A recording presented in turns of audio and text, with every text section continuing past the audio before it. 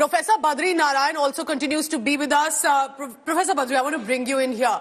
How do you see the dynamics specifically when it comes to the Congress leadership? Constant questions asked over Rahul Gandhi, but then there's also Priyanka Gandhi Vadra who comes in, smiling, interacts with those on the ground, gives a reaction to the media persons as well. There is a certain posturing that is being done by the Gandhi family, isn't it? Yeah, very right. Actually, Rahul Gandhi and Priyanka, they are two different kind of leaders in Congress, and both have their own way to address the public.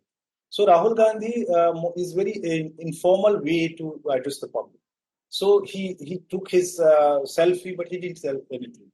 I'm not saying that this is arrogant posture. This is one of the way of interacting with the public or giving the body language, telling with the body language.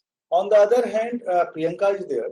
Priyanka speaks, Priyanka talks, Priyanka converses, and also she has a composite way of communicating with the public. A holistic way means the dress, means the body language, means the words. They are all work together. Rahul Gandhi in that way sometimes does mistake, and it is his I don't know why it happened, but sometimes he miss his connect with the body and the words, body and the mind and the words sometimes. And give some kind of very comments which may be not suitable to that kind of context. Yes. And he's not able to take decision, I think, what to tell, how to tell. What we call in Hindi pratutpannamati means quick response to the situation.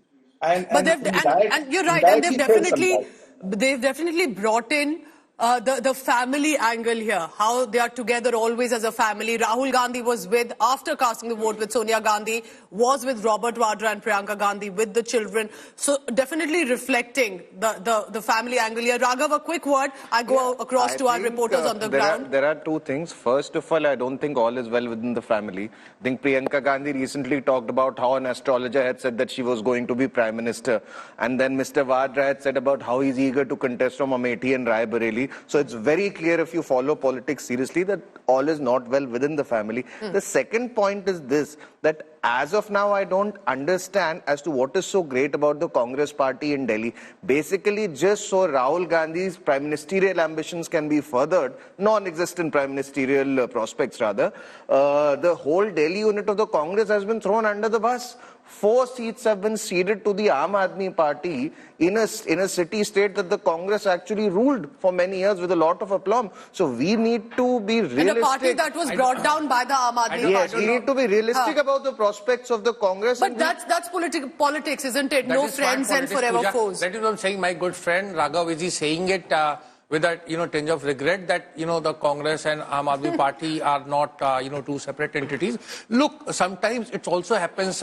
Later on we can discuss this, Pooja. But the fact that Aam Aadmi Party that came in existence as anti-Congressism, it is that BJP and Mr. Modi who has pushed them, as an ally. And you look at united these two foes. United them. Several other political parties. I noticed very interesting. Look here how Rahul Gandhi keeps an arm on the shoulders of the nephew and the niece. It's in many ways. He's a very fun-loving person. He's a very good mama. Mr. Again, Raghav Austin can say they have differences, but what I'm saying is a family that has gone through, a lot of tragedies and all. They are, a happy family. And Rahul Gandhi is quite a fun. But I also because they have white skin. But I also think that one question remains. Why would Priyanka Gandhi not contest? So many supporters, workers have said she should be contesting, she should be in the electoral phrase. She's just kept a distance from that. But I have to go across to our reporters because neither of the Gandhis today are the candidates. They are, of course, the leadership of the party that has fielded candidates in alliance with the Aam Aadmi Party. So let's go on the ground. Abhishek Anand is joining us. So is Anmol Bali and Aishwarya Paliwal. I want to bring in Abhishek Anand first. Abhishek, you're in West Delhi. Very interesting. Mahabal Mishra, Kamaljit Sehrawat. What is the turnout like? It will have to be very crucial. I see Anmol, just stay on with me. Anmol Bali is interacting with some voters and leaders. Let's go across to that first. लोग काबिज थे, उनको उखाड़ फेंकने के लिए दिल्ली के लोग 40 डिग्री टेम्परेचर बाहर निकले थे। कुलदीप जी, कल देखा गया था कि इलेक्शन से एक दिन पहले एलजी हाउस पर आम आदमी पार्टी आरोप लगाती, दूसरे एलजी आम आदमी पार्टी पर आरोप लगाते हैं। राजनीति पर आप मैं उसमें नहीं जाना चाहता, लेकिन मैं ये कहना चाहता हूं कि इस देश में लोकतंत्र के अंदर सबको वोट डालने का अधिकार है, अपने मत का प्रयोग करने का अधिकार है। लेकिन अगर लेफ्टिनेंट गवर्नर द्वारा इस तरह के अगर प्रोपेगेंडे रचे जाएंगे कि लोगों को वोटिंग से रोका जाए, तो मुझे लगता है कहीं ना कहीं इस देश की डेमोक्रेसी का हनन, और इसी की लड़ाई आज हम लड़ने का काम कर रहे हैं कि हमें इस देश के लोकतंत्र को बचाना है। कुलदीप जी, पहले देखा गया आपने अपने राजनीतिक जीवन की जो शुरुआत की कॉर्पोरेटर के रूप पर की, फिर एमएलए, फिर एमपी के इलेक्शन, तो कैसे रहा कैंपेन? सब जनता का आशीर्वाद है। लोगों ने आशीर्वाद दिया, निगम पार्षद बना दिया, लोगों ने आशीर्वाद दिया, विधायक बना दिया, लोगों ने आशीर्वाद दिया, सांसद बना देंगे। तो लोगों का आशीर्वाद, जनता जब आपको प्यार करती है तो ऊपर ले जाती है। यही प्यार लोगों ने यही प्यार लोगों ने उनको भी दिया था, लेकिन वो 10 साल में उस प्यार को बरकरार रख नहीं पाए। अब क्या लोग उनको उतार के फेंकेंगे?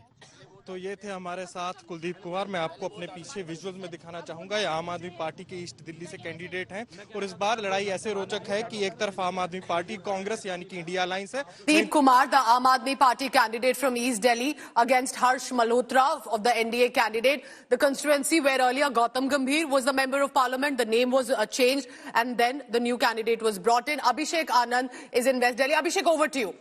Are Walas coming out in good number to cast their vote? Well, Pooja, this is a very interesting seat as far as the candidates are concerned. The BJP has changed its incumbent candidate, while the Indie Alliance has fielded the old gun Mahabal Mishra, who has been MLA and MP from this particular constituency. It's a mixed constituency. It has villages and it has a sizable migrant population. Right now, we are in the Sagarpur Dabri area, and you can see how many voters are here turning up.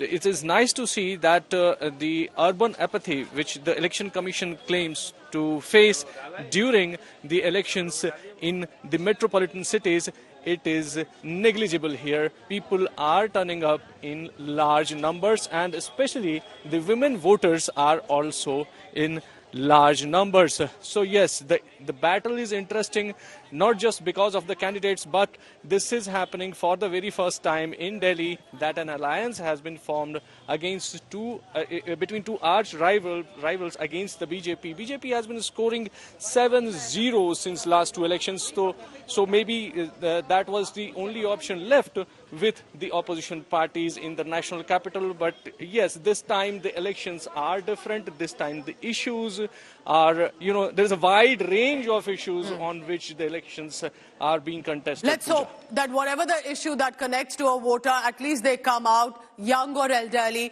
to decide their future, their country's future, their family's future as well.